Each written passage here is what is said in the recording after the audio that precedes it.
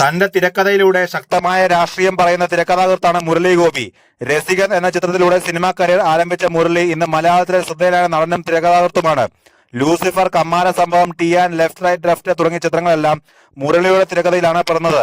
മലയാളത്തിലെ നടിമാരെ കുറിച്ച് സംസാരിക്കുകയാണ് മുരളി ഗോപി.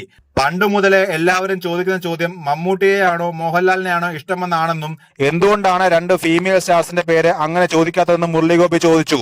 മികച്ച സംഭാവന നൽകിയ ഒരുപാട് നടിമാർ മലയാളത്തിലുണ്ടെന്നും അദ്ദേഹം കൂട്ടിച്ചേർത്തു. എല്ലാ അഭിമുഖങ്ങളിലും പണ്ട് മുതലേ ചോദിക്കാറുണ്ട്, നിങ്ങൾക്ക് മമ്മൂട്ടിയെയാണോ മോഹൻലാലിനെയാണോ ഇഷ്ടമെന്ന്.